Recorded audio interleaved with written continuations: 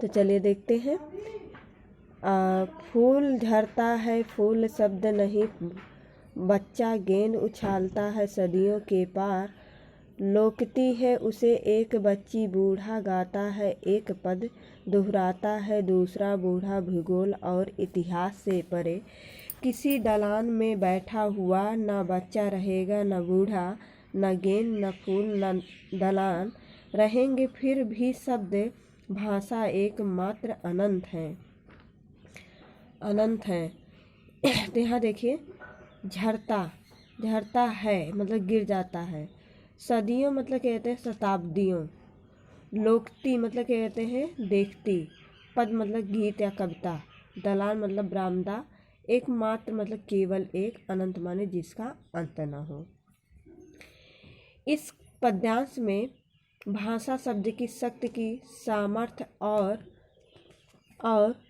उसके शाश्वत सत्ता का वर्णन किया गया है। तो इसमें कवि कहता है, फूल झड़ता है फूल शब्द नहीं, बच्चा गेंद उछालता है सदियों के पार, लोकती है उसे एक बच्ची, बूढ़ा गाता है एक पद। कहते हैं भाषा ही एकमात्र अनंत है, जिसका अंत कभी नहीं होता है।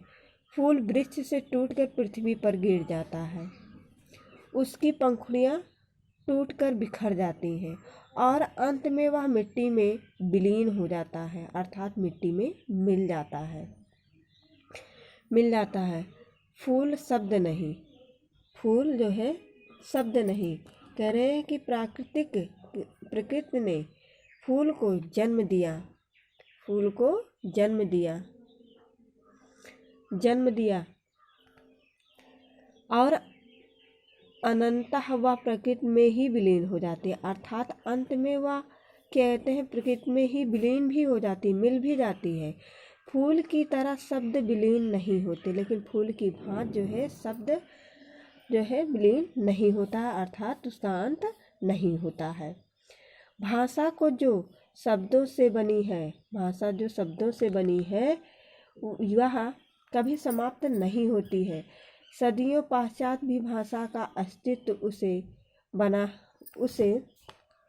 उसी प्रकार बना रहता है, जिस प्रकार एक बालक गेंद को उछालता है।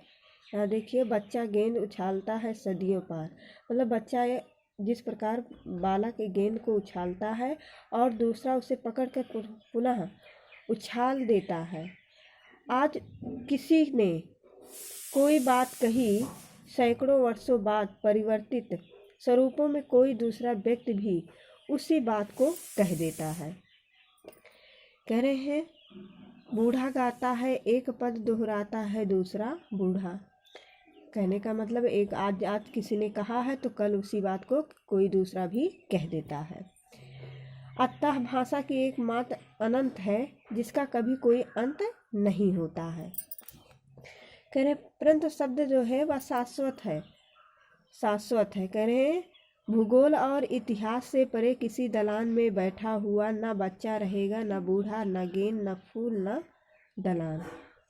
कह रहे वह इतिहास और भूगोल की सीमाओं से परे है, क्योंकि शब्द कभी इतिहास नहीं बनता है, वह सदैव वर्तमान रहता है। किसी देश तथा जात की भौगोलिक सीमा उसे अपने बंधन में बांध नहीं पा सकती है। उसका प्रयोग या विस्तार अनंत है, सार्वकालिक है। उदाहरण के रूप में एक बूढ़ा व्यक्ति यदि किसी कविता को या गीत को गुनगुनाता है तो उसका वह गीत उसके मरने के बाद समाप्त नहीं होता है, बल्कि वह गीत बहुत बाद की पीढ़ी के वृद्ध व्यक्तियों के द्वारा भी बरामदे में बैठकर उसी प्रकार गाया जाता है, जिस प्रकार उसे पहली बार वृद्ध व्यक्ति के द्वारा बरामदे में बैठकर गाया गया था। इस प्रकार वह गीत कभी इतिहास नहीं बनता, सदैव वर्तमान में ही रहता है, क्योंकि वृद्धों के द्वारा उसे दोहराया जाता है। अंत में कब कहता है कि रहेंगे फिर भी शब्द, भाषा एक अनंत है।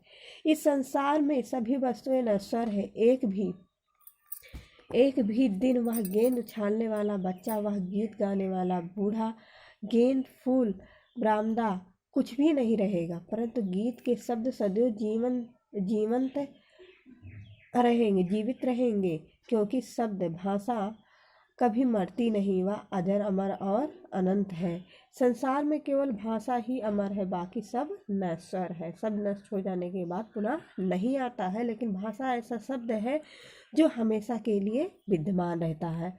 काव्यगत सौंदर्य है, भाषा साहित्यिक खड़ी बोली है, शैली विवेचनात्मक है, गुण प्रसाद है, रस शांत है, छंद छंद मुक्त है, शब्द शक्ति अभिधा व लक्षणा है। अलंकार मानवीय अलंकार है, क्योंकि अप्राकृतिक वस्तुओं द्वारा यहाँ प्राकृतिक मानवीकरण किया गया है, जिस पर कारण यहाँ पर मानवीकरण अलंकार है।